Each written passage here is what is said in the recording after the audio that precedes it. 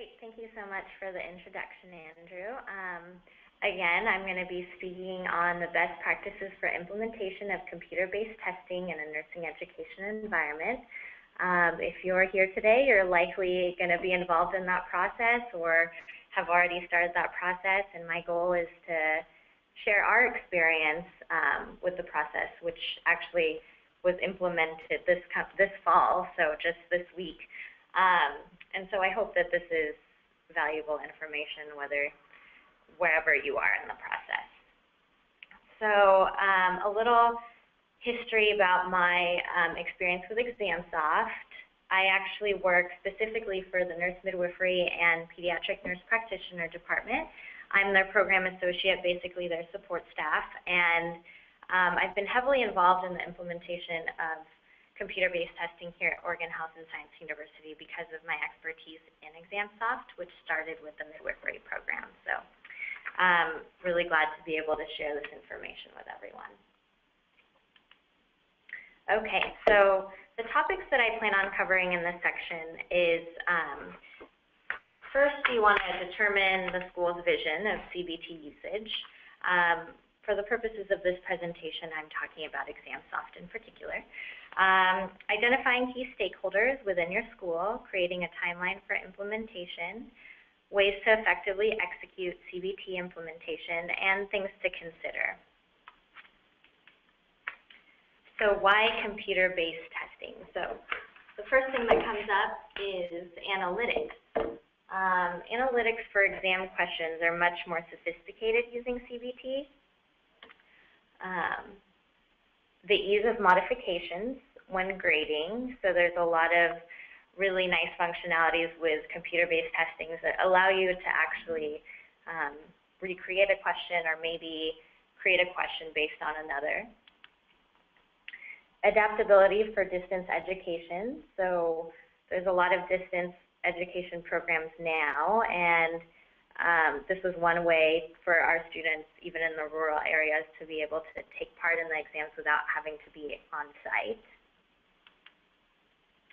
Maintenance of electronic records and past performance. So we actually use a lot of our questions and we try to improve on them every year, and then we are able to look back and see how they've performed. And the main reason is because most of our certification exams are now provided via computer-based testing, so wanting to recreate that comfort and familiarity with computer-based testing is really important for creating that, that ease for testing when they go in for licensing. So I'm going to give you a little background, just a little layout of how we're set up here at the School of Nursing at Oregon Health and Science University. So some programs, specifically the midwifery program was already utilizing computer-based testing via Sakai. Sakai is just like Blackboard. It's our online course management system, and we have a great team of people that work with that. We had others that were still using written exams, and they were graded via Scantron. The Scantron machine malfunctions really became quite costly and time-consuming for staff and faculty. And then this was why we decided, you know what, we need to really retire that Scantron machine and move forward and implement computer-based testing across all programs. So mainly this is for the undergraduate transitioning into it, because the graduate programs were already kind of utilizing computer-based testing, whether it be via Sakai or now ExamSoft. So a little bit more background. Like I said, we're divided graduate versus, well, not versus, but graduate programs and undergraduate nursing programs. The graduate programs were already 2 years into utilizing computer-based testing at this point, specifically with ExamSoft. The dean was wanting to transition into computer-based testing for the whole school in its entirety, including the undergraduate programs. And each of the graduate programs are broken up into program specialties, and for each specialty, well, for 2 specialties, there's 1 program associate, 1 being myself. We no longer wanted to use the Scantron machine, and this is when the dean decided we need to start requiring laptops that can function with the ExamSoft software and actually have them required as part of this entrance into this fall of 2015. Overall mission, retire the Scantron machine and utilize CBT across all programs. Again, mainly focused on undergraduate programs, allowing the option using Sakai or ExamSoft for deploying exams. So some important questions to ask, which I'm sure you've already asked yourself, is who will be supporting this transition? Who's going to be responsible for communicating the transition to faculty and staff? How will this be communicated to faculty and staff since it's such a big change for those using paper exams? What do we need to require of our students upon admission for using CBT? So really the specifications of the laptop. Do we have the space to cater to our course sizes and CBT exam taking? This was a big one for us and something that definitely needs to be considered if you do decide you want to move forward with implementing CBT across your school. Also another one, what does our timeline look like for implementation? So I'm actually going to share all this info with you as far as our experience goes.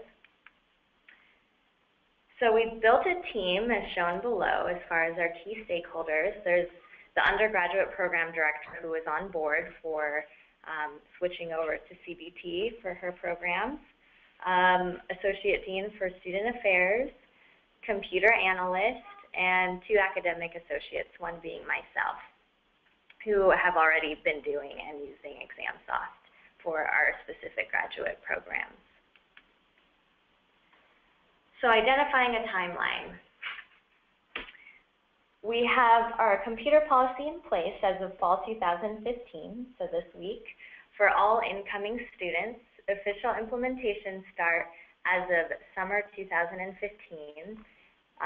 The fall term start date was actually this Monday, so it's a little crazy. 3 months that gave us 3 months to train faculty for fall term, specifically because there was no way for us to get all of undergraduate faculty in there. So we wanted to really hone in on the fall term faculty for preparation for using ExamSoft. Here's what our timeline looked like. Back in May is when we had our initial meetings regarding implementation. In June, we published the requirement for laptops that catered to CBT for all incoming students starting this September. We notified faculty and staff of switch to CBT and schedule, and we scheduled monthly one-on-one and one-on-one trainings throughout the summer.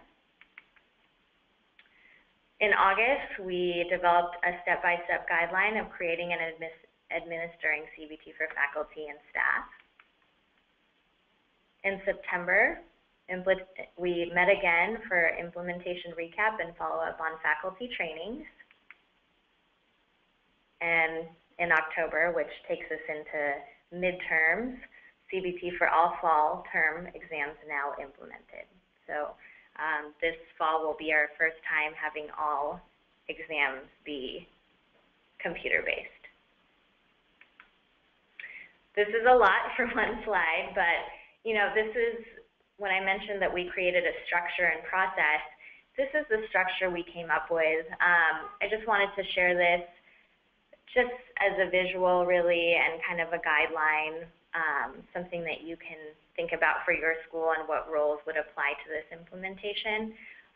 This made it really simple for faculty and staff to kind of take a look at their responsibilities, and we're really trying to engage the faculty more as far as utilizing this on their own, but obviously there's a lot of hand-holding initially because they're just learning the program, along with staff as well. So I kind of made a tab for all the big functionalities of CBT and getting there. And then I put in the roles of our individuals, so you'll see a lot of program associates and faculty roles in there as far as responsibilities when it comes to you know, wanting to create and distribute an exam. This is just kind of a really quick guideline for them to look at, because I know initially it's kind of like, okay, CBT is now required for the school, now what? You know, so this is something that has been really helpful thus far, at least for our fall term faculty, and getting them started. And then my role as the ExamSoft consultant would kind of help with this process. Again, the undergraduate faculty have their own support, which are now trained. They're both trained in ExamSoft, so they do what they can, and then anything that they need help with, they ask us for. So I won't go into reading all of these, but I just wanted to share this with you as far as if you were to create your own guidelines. So, things to consider. Classroom space, providing instruction regarding CBT to students, continuous support for transitioning faculty, staff, and students. So these are all the things that really, you know, that we really should have considered more before we went into this, but now that we're into it, I want to share what we've learned. You know, budget, obviously, logistics of exam administration, dual roles in time management, and also sharing our potential issues. So testing environment. Do you have a classroom or space and setting for testing? For instance, are there built-in outlets to cater to CBT if you require all your students to have laptops? You know, maybe there needs to be a policy created regarding student responsibilities during examinations. And we have kind of a draft of this. Basically, what we ask is that students are able to have a laptop that can be fully charged up to 4 hours without having it plugged in. We're working with our space right now because we don't have a space that caters with all the outlets, and so we're actually reaching out to other departments within Oregon Health and Science University to see if there's a better space that could cater to this. Do you have a backup plan for a failed computer-based testing? For instance, if something happens with a student's laptop, is there a policy in place as far as what happens after that? Another thing to consider is students with accommodations. Is that a good space for them as well? Should they be in the same room? There is a functionality with ExamSoft where you can add time and a half to specific students' tests, but again, is it going to be distracting for them if students are up and leaving while they're still doing their test?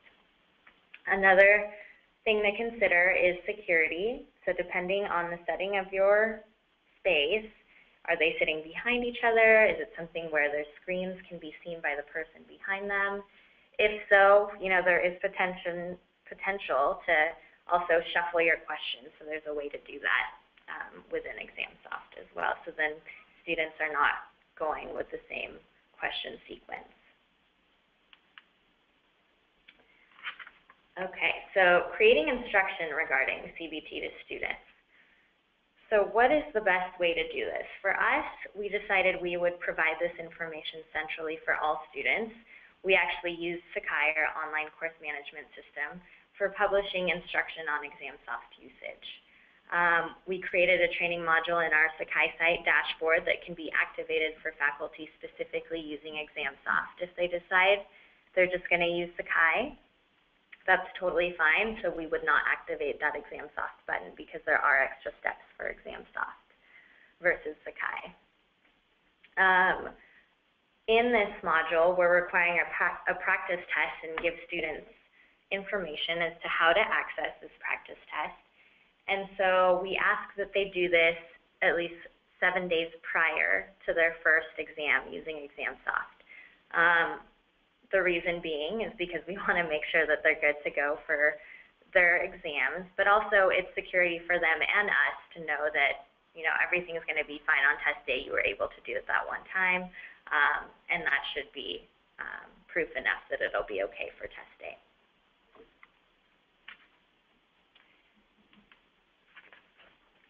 Continuous development and support. So, you know, as much as we can train faculty in a classroom and have them create questions and whatnot, when it comes to that time where they're actually starting to do that, there's always going to be questions that come up. So one thing that was really helpful is we actually now record our presentation for training, so then our faculty can actually access it at a later date, or if they couldn't attend the training, they could always refer back to that. I always, after the trainings, I send links to all the resources available to me as far as getting them started with ExamSoft.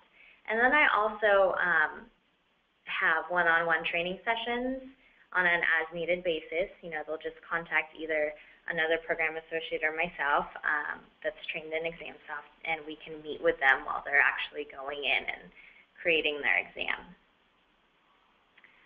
We also identify faculty super users. So like I mentioned, we already had the graduate program utilizing ExamSoft fully, at least for my specific programs. And so I had a few faculty super users that were more than happy to be identified so that faculty can actually discuss with them the content and the category structure that they used.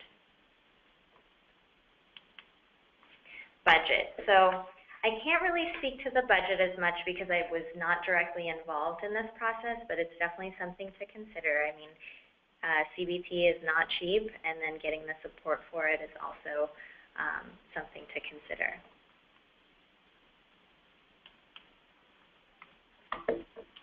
All right, so for logistics for exam day administration, depending on the class size, you may need many proctors, maybe 2 or 3, standing around the room. If it's a smaller room, I think it's acceptable, if you're comfortable with it, to have one proctor, but that really depends on the faculty. So something that really needs to be taken into account.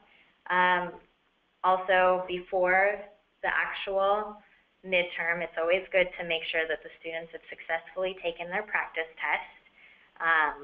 Again, that'll avoid any kind of delay in your exam start time because they already know the process. Also, one thing is if you do want breaks during your exam, if your faculty want breaks during the exam, it's always good to include those breaks within the time exam itself. So say, for instance, you have a 60-minute exam, but you're going to allow them a 10-minute break. It's always good to make it 70 minutes, just because I've learned the hard way that as soon as a secure test is released, you cannot change the time at all, and the time stays put. And we've had that happen on one occasion with a fire alarm, but I'll get into that later. All right, so dual roles and time management. Consider having a dedicated staff or team to support this transition.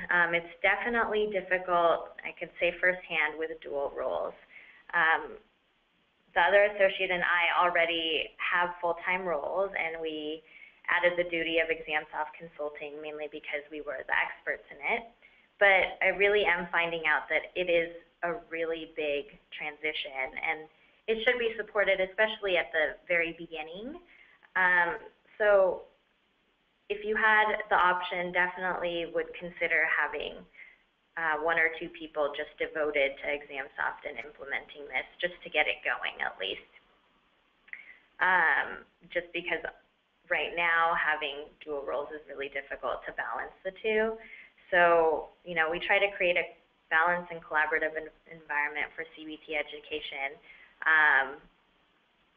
So right now what we do is just, we have availability open to faculty as far as when we would be available for CBT work. So that's really helped kind of carve out our time for our specific duties, but definitely recommend having at least 1 or 2 people full-time supporting this transition. Okay, so potential issues, I already discussed computer failure. You know, what's your backup plan for that? Are you going to have laptops on hand for students that have malfunctions during their test so they could have a backup laptop if needed? Again, consider creating a policy for this. Environmental disruptions, like I mentioned, we had a fire alarm during a very long 4-hour exam where they were allowed breaks, and I accounted for that, but I did not account for a 20-minute fire alarm. And so I found out that there's no way to change that at that point. So it's something to consider when you're having a big test like that, to really put in the break times. Student and or faculty compliance. So obviously with any change, there's always going to be a few people that are a little adverse to it. So we really need to think about, okay, so what if the students as a group decide they don't want to do this? What do we need to do at that point? Or as far as faculty compliance, you know, this isn't really an issue for us, but I've found in my trainings that initially faculty were really terrified of switching over to CBT, but at the end of the, of the training, they were really not incredibly comfortable with it, but they were open to it, and that's where we want them to be. Again, any change is hard, so it's always good to show them the functions that would be helpful specifically to that faculty, and really show them that it is going to benefit them in the future. All right, so overview of the topics I covered. We kind of went over our own schools, so OHSU, School of Nursing's vision for CBT usage, identifying key stakeholders within your school, creating a timeline. I shared our timeline and how we did that. Ways to effectively execute CBT implementation. So hopefully some of you are taking notes of our mistakes and learning from that as well as we are. And then also things to consider, things that we maybe not thought of at the very beginning, but I hope that some of that information is helping those that are going through this transition now. And I think that is my presentation. So I know I kind of went through it fairly quickly, but I'm open to any questions if there are any. Thank you very much, Michelle. We have a few questions in right now. Just as a reminder for all of our other attendees on this webinar with us, on the right-hand side of your screen, there should be like a question section on the control panel, and you're more than welcome to type in whatever questions you want there, and we'll just go down the line, and I'll pass them off to Michelle, and she can answer them here. So we'll start off with the first question that we have here, and it states, how did you create faculty buy-in? The way we did that is actually it was coming from very high up all the way down. So the dean kind of announced, we need to move forward with this. This is, we need to do this because it was just our Scantron machine was not dependable. We were not going to use our funds to replace it, considering more than half of our school was already using CBT. There was a small population of undergraduate faculty that were still using Scantrons. And I think a lot of the buy-in, though there was some hesitation initially, I think there was this understanding that there's no security in the Scantron anymore. Once it dies, it's done, and we're not going to replace it. So it was kind of a forced transition in that sense. There was no choice for using Scantrons anymore. Faculty are still welcome to use written exams, but mainly for essays. Basically, the Scantron machine was going to go away, and that wasn't going to change. So that really pushed faculty to, start thinking about using CBT. Thank you very much. And then we'll have the next question we have is, how are you addressing uploading ExamSoft exam results into Sakai? So we are very clear with faculty that Sakai and ExamSoft do not talk.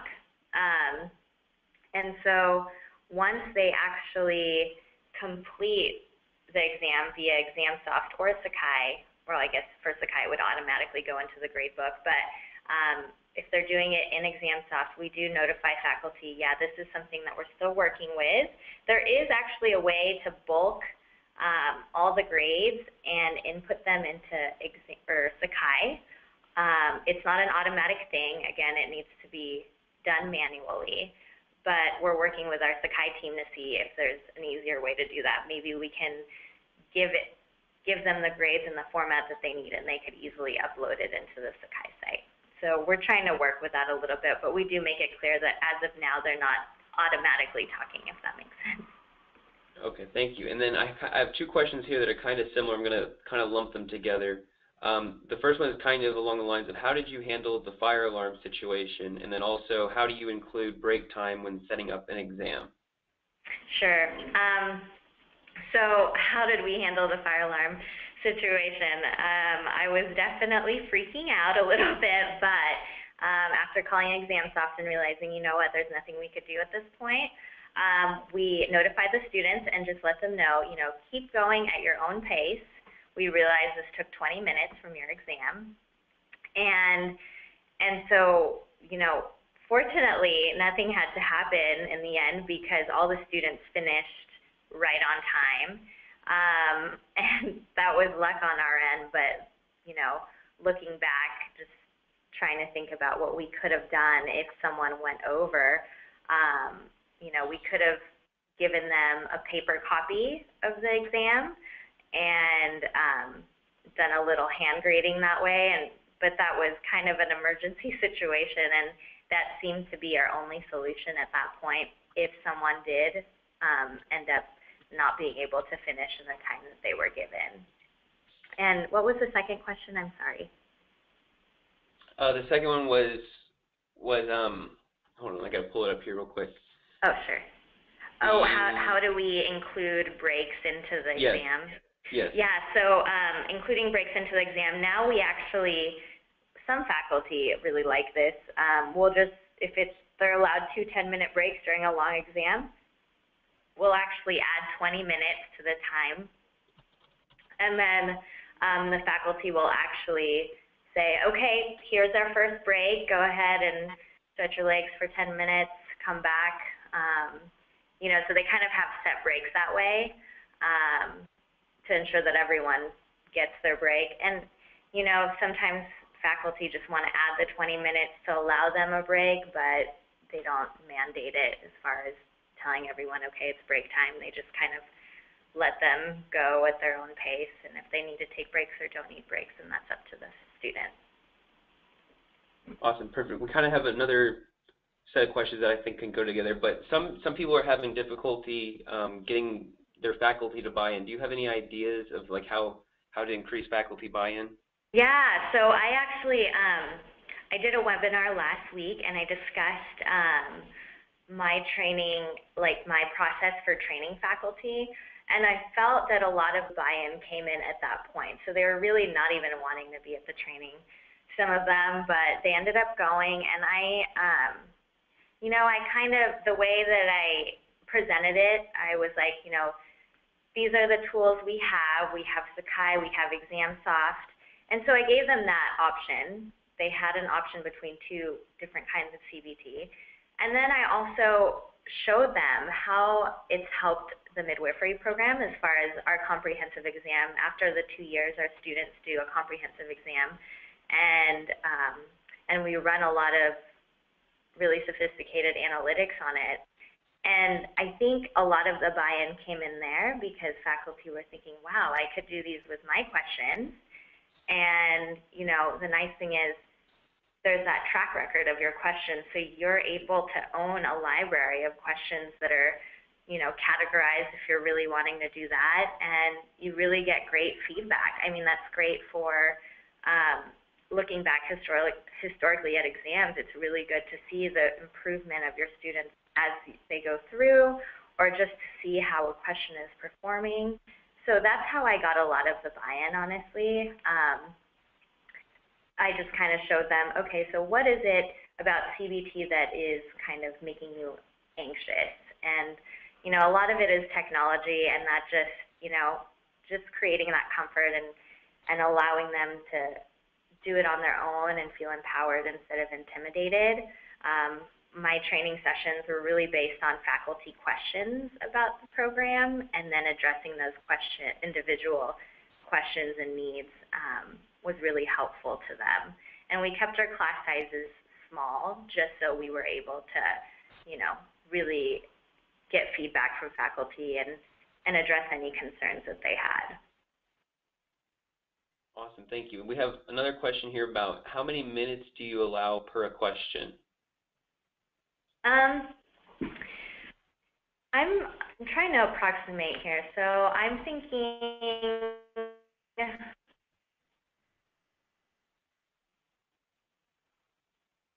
it really depends on the faculty. I've had exams where there were 300 questions and we gave them 4 hours. I've had quizzes that were much faster, so 10 questions, and they had, like 10 minutes. So I guess it really depends on the faculty. I don't really have like a median as far as approximately how many seconds or minutes that we get per question. Okay, and then we have another question here. How do you maintain test integrity when giving breaks? Couldn't students cheat during this time? Oh, I'm sorry, you were cutting out a tiny bit. Oh, sorry about that. So the question we have now is, how do you maintain test integrity when giving breaks? Couldn't students cheat during this time? Sure. So during breaks, so I would support the faculty as far as making sure that, we go as far as actually checking the bathroom. So it's pretty secure in that sense. They don't go far. They don't leave. No one has their bag or cell phone or anything with them during test-taking time. They just have their laptop. Also, as far as their screens go, we ask them to hide their screens. So there is a functionality in ExamSoft where they can actually hide their screens. But most or all our students, we've never really had an issue with that, are really aware that we have our eyes on them. And, for a large class, like I said, you might need 1 or 2 proctors just to make sure that no one is really, looking at other screens or talking to each other. But yeah, that is something to consider, and we do go as far as, taking groups to the restroom and things like that. So we try to do the best we can, but usually students are scared enough that they're not even talking to each other during the break.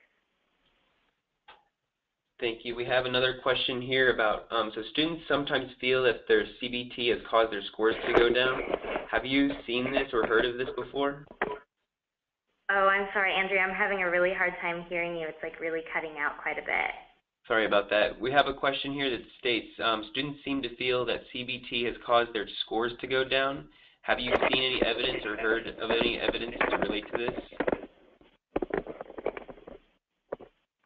Hello? I'm still here. Can you hear me? If you type it in the little thing, I could probably read it there. All right, I'll type it in the chat box real quick here.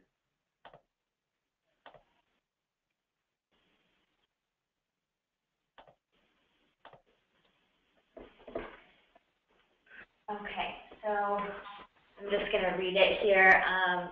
Students seem to feel that CBT has caused the test scores to go down. Have you seen or heard of this? Honestly, in our school right now, like I said, the undergraduate program just started implementing ExamSoft, so that's definitely something that I'm going to watch out for. But for the graduate programs, we haven't found that, no. As far as anxiety goes with testing, I think that's just standard for the specific students, but computer-based testing in general, it seems that most of our students at the graduate level are pretty used to it. But yeah, we haven't seen a decline in exam performance. We've actually seen an improvement as far as the graduate programs go.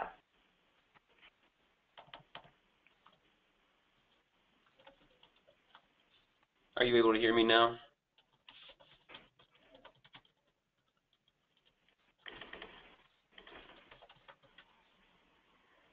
All right. How do you define success for implementation is the next question.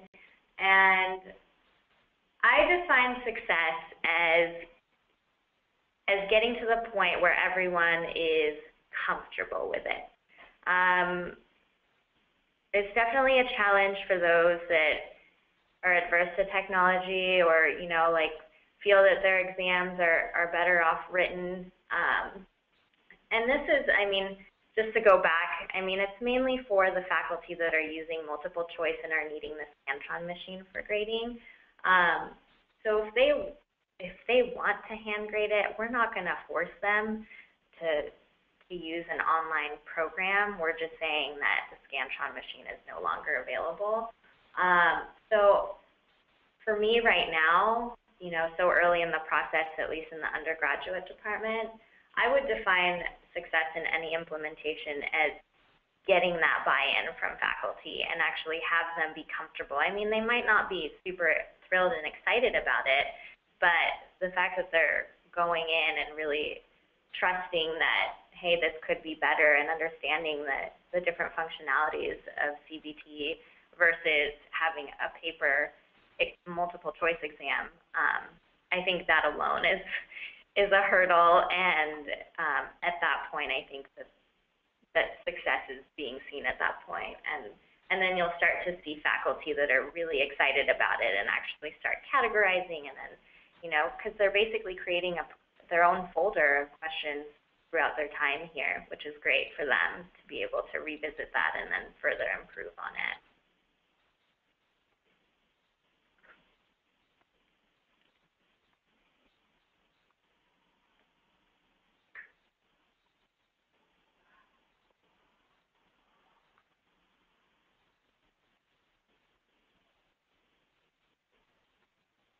Okay, so the next question is, are you using ExamSoft for any surveys? And right now, no, we're not. We're just trying to get to the basics of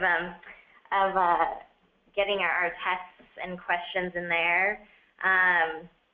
We're not using it for any surveys right now, but that's definitely something to consider. And we eventually want to get to using the rubrics option. So we want to really kind of test that out a little bit, but maybe at a later time.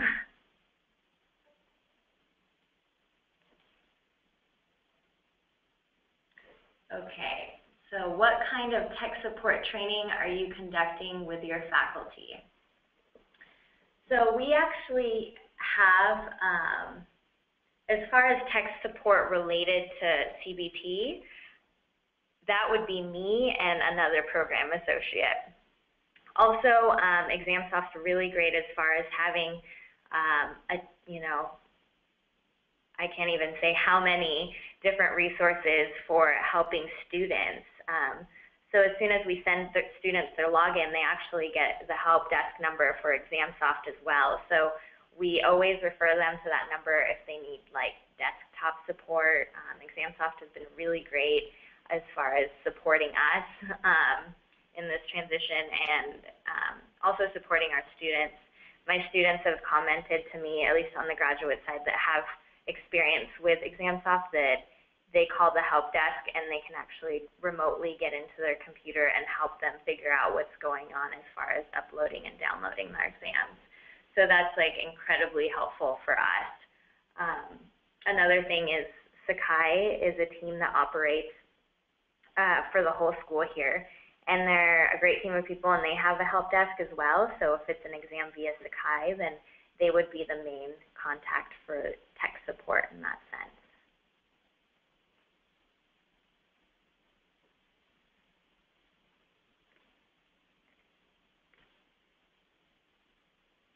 So the next question is, what are your next steps to continue a successful implementation program? So we're babysitting this fall term. We're watching it very, very closely. You know, we're in week 1 now. Before you know it, week 4 will come along, and I'm sure I'll start hearing about the midterms that are going to be using ExamSoft. So as far as the next steps go, it really is evaluating, meeting with the faculty at the end of this term, maybe even as soon as their first midterm. Whether it be a one-on-one touch base or a big meeting, we'd like to get their feedback as far as their experience and what we could further improve on. I mean, it's an ongoing process, and what's really helped us is faculty are really good at letting us know, you know, like this is not going to work, or I have this kind of question and it didn't show up properly, or, and it's really good to continuously get that feedback. I kind of have my door open to questions and whatnot and concerns, but all of us are really monitoring this change and trying to be as available as possible for such a big implementation.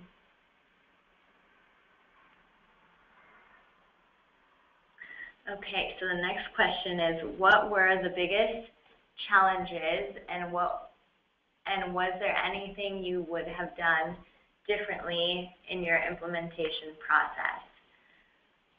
For us, the biggest challenges are staff support. So we realized very quickly that having 2 people and not even fully support ExamSoft for only, we have dual roles, so we're still supporting our programs. But supporting this implementation has been really, really time consuming. So that's been a big challenge, is balancing our time and really working with faculty and trying to be available to them, but also getting our work done as individuals because this isn't our main role. So staffing is a big challenge right now. And then another challenge would be space. We're working with the School of Dentistry to see if we could use their testing spaces that they have. They actually also use ExamSoft, but they have a brand new building that have rooms that can cater to this. So we're hoping that we could collaborate with them and try to figure something out as far as being able to test in their building.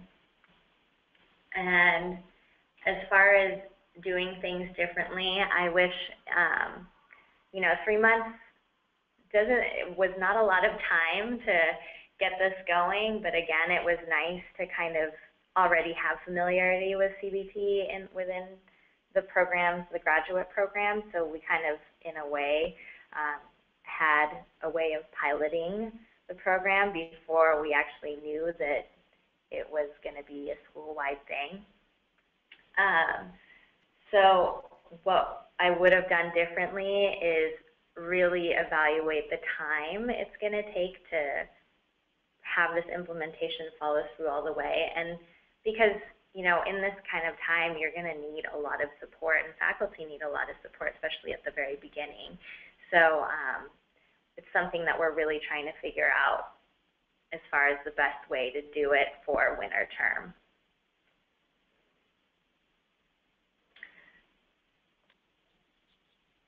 Thank you very much, Michelle. That's all the time we have for questions for now. As a reminder that a quick survey will pop up at the conclusion of the webinar. We encourage you guys to all fill it out if possible. This helps us provide relevant content to all of our for all of our presentations.